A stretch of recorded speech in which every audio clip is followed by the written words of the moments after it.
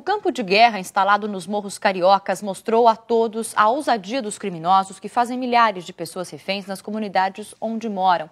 E, em contrapartida, a união das Forças Armadas do governo que tentam combater a criminalidade.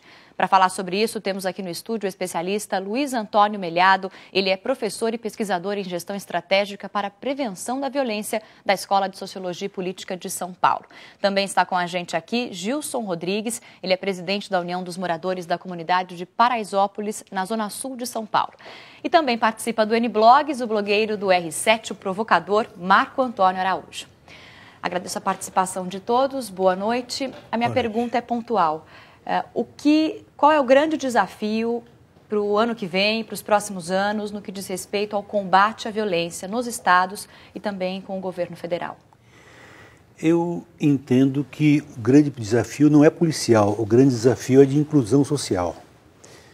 Eu acho que ações militares como essa do Complexo do Alemão e da Vila Cruzeiro, podem ser feitas algumas delas, mas elas não vão resolver o problema se não houver um grande esforço de inclusão social, de educação, de saúde, de assistência social, de urbanização, de iluminação pública, às vezes, que consiga dar conta de trazer para a sociedade milhares de jovens que estão sendo ofertados ao tráfico.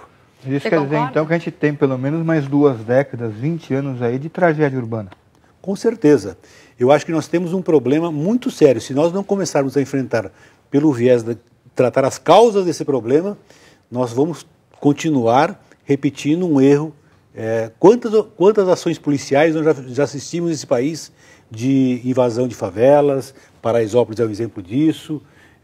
O Rio, o Complexo do Alemão, várias ações desse tipo já teve, mas não houve um trabalho de realmente de reurbanizar, de reincluir essa população na sociedade. Você concorda, Gilson? Acho que a prevenção é a base de tudo, né? Eu acho que as favelas hoje nascem, e a criminalidade nasce por uma ausência do Estado. Onde o Estado está presente, você não tem criminalidade, os números são bem menores. Eu não acredito que isso vai acabar nos próximos anos, e mesmo com essa ação do Rio de Janeiro, eu acho que não é uma coisa que vai dar uma solução para o problema, mas que vai contribuir para melhorar. À medida em que você dá condições de vida para as pessoas, que você cria acesso, você vai diminuir a violência. Qual que é a realidade da criminalidade hoje na comunidade? Hoje, quem está no dia a dia não consegue perceber. A gente acredita que tem situações que, nas comunidades como um todo, na cidade de São Paulo, é um problema da cidade, mas que à medida em que o governo se aposta dessas situações, vai melhorar bastante. Tem um fator novo nesse processo, que algumas pessoas tocam nisso com muita clareza, que é o crack. Nós temos uma mudança de perfil da violência no país nos últimos tempos. A quantidade de jovens de 14 a 29 anos de idade que estão sendo vítimas dessa violência tem aumentado. O jovem adulto de 30 a 40 anos, ele tem sido menos vítima, e os jovens mesmo de 14 a 29 anos têm aumentado muito significativamente. Isso por conta do crack. O crack tem produzido, com raríssimas exceções, com intervenções do poder público para prevenir isso, milhares de vítimas no país. É claro que você não pode usar um único remédio para todas as regiões. Eu costumo dizer o seguinte: a primeira coisa para prevenir violência é você fazer um bom diagnóstico das causas que estão induzindo a violência naquele local. Tentar repetir uma receita de bolo para todas as regiões do país é um erro. Você identificar o que está acontecendo em cada cidade, onde está acontecendo, com quem está acontecendo, quando está acontecendo e por que está acontecendo, é fundamental para você montar um programa de prevenção. Uma política de segurança. Justamente falando sobre o crack, devastador como nenhuma outra droga, o crack se espalha pelo estado rapidamente. Se antes era comum em comunidades pobres, hoje faz vítimas em todas as classes sociais.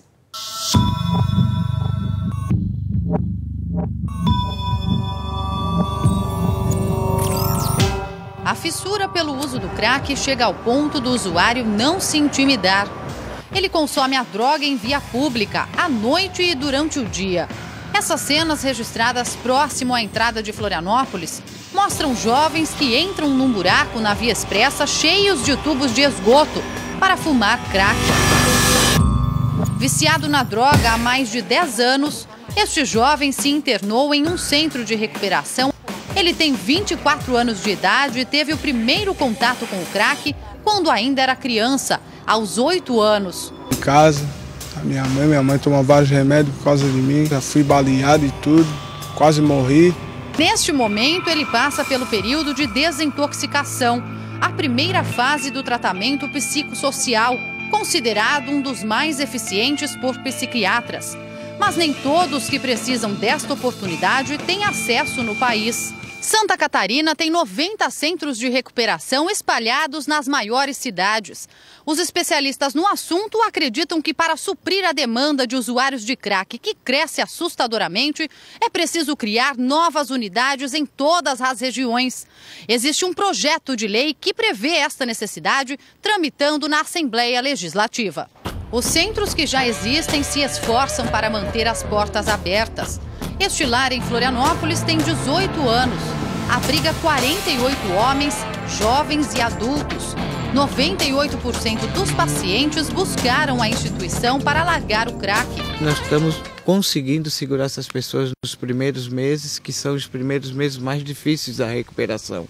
É onde que a vontade e a fissura ainda aflora muito no ser humano, né? O suporte que após tratamento é importante, a família dá esse suporte e a família também fazer um tratamento, que elas se tornam codependentes, né?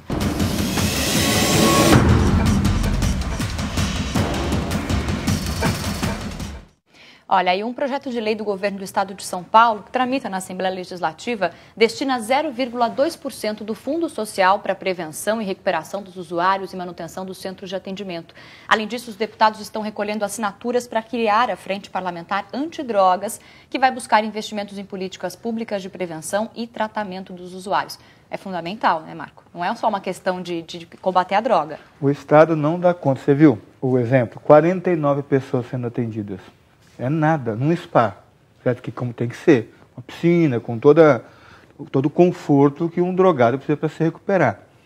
Não dá conta, o Estado não vai dar conta disso. É uma impressão pessimista que eu tenho, porque o que todo mundo se recusa a discutir, em qualquer grau, é a questão da legalização.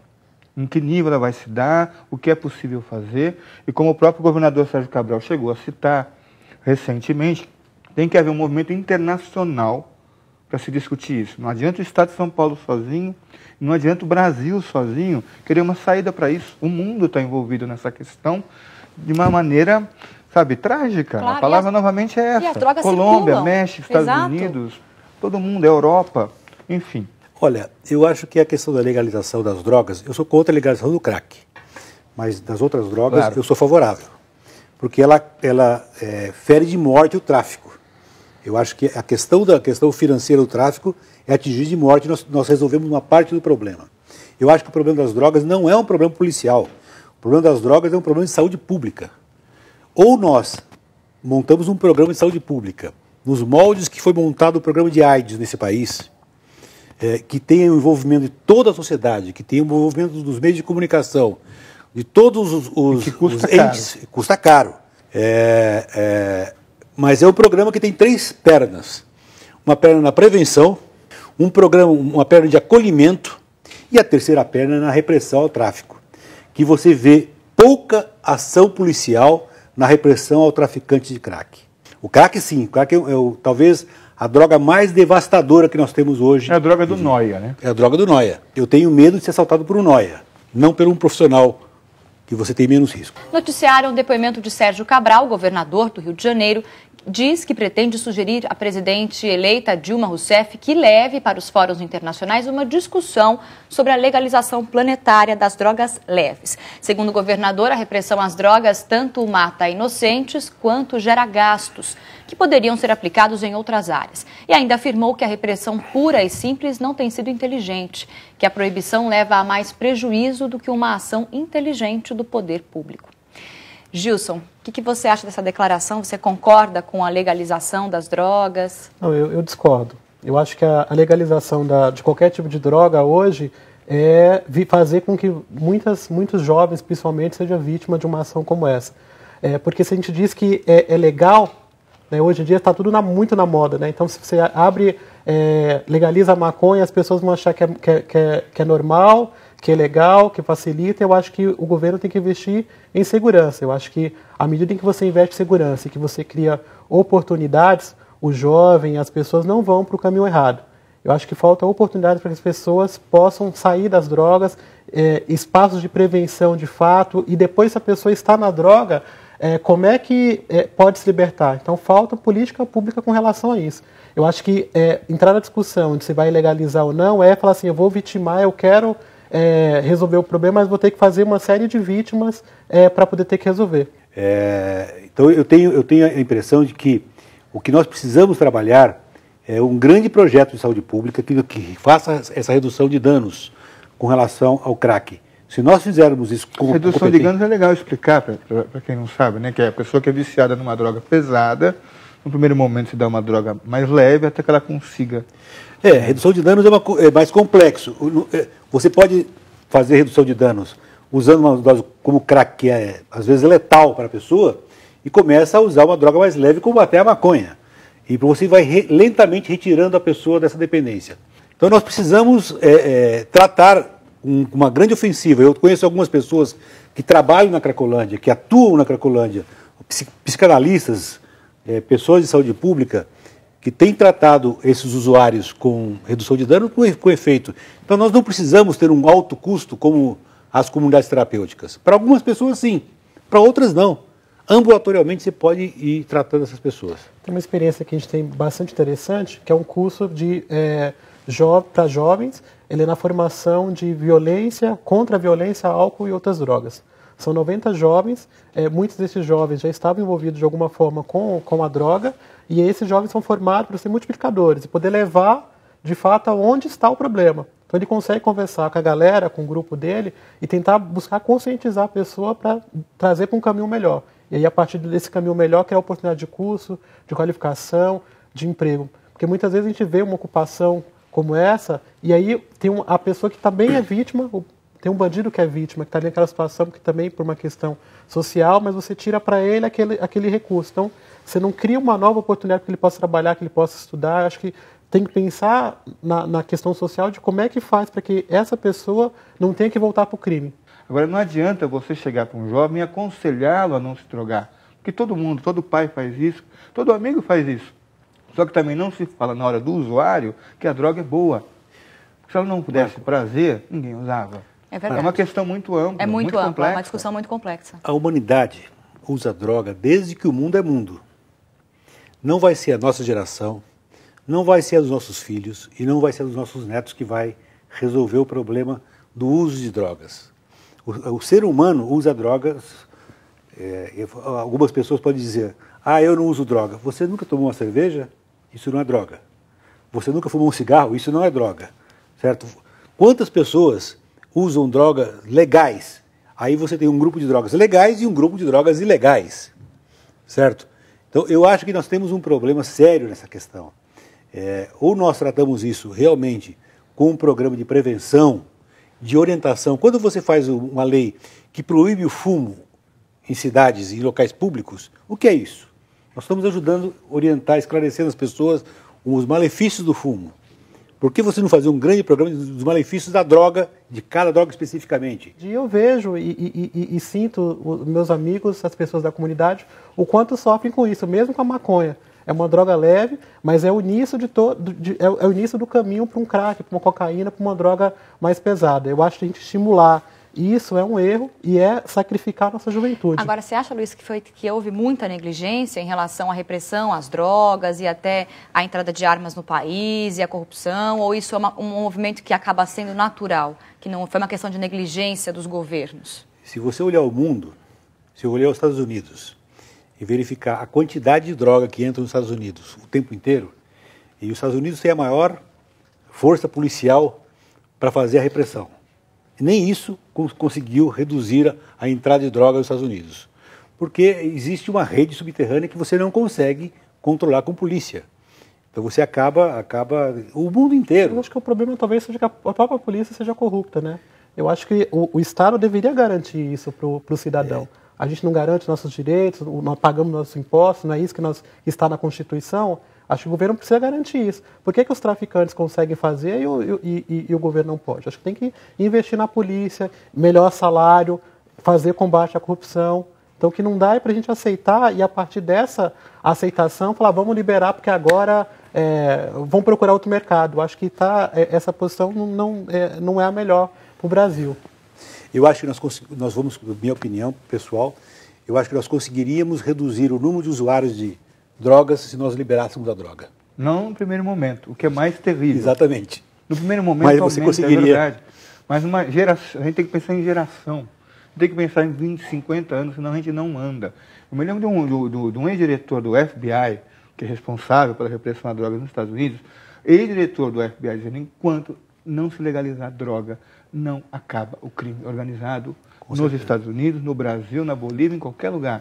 Um ex-diretor do FBI.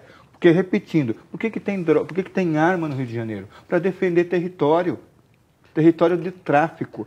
A hora que você legaliza, em tese, no dia seguinte, aquela arma se torna inútil. Acho que Ele não usa um fuzil para assaltar alguém na rua. Partindo do princípio que é questão de saúde pública, enquanto o governo não criar condições para que consiga atender essa demanda, porque hoje não atende nem os drogados de hoje.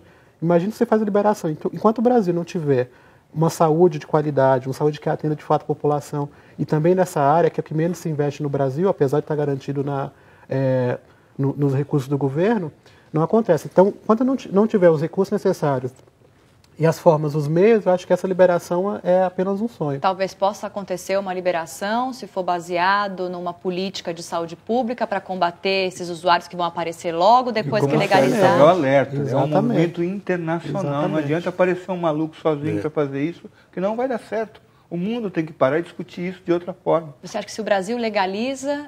Sozinho é loucura? É loucura. Que a droga continua chegando. Aí toda a América Latina vai correr para cá. Fora os americanos mais ricos, né? Aí vai virar um paraíso. Não é disso que a gente está falando.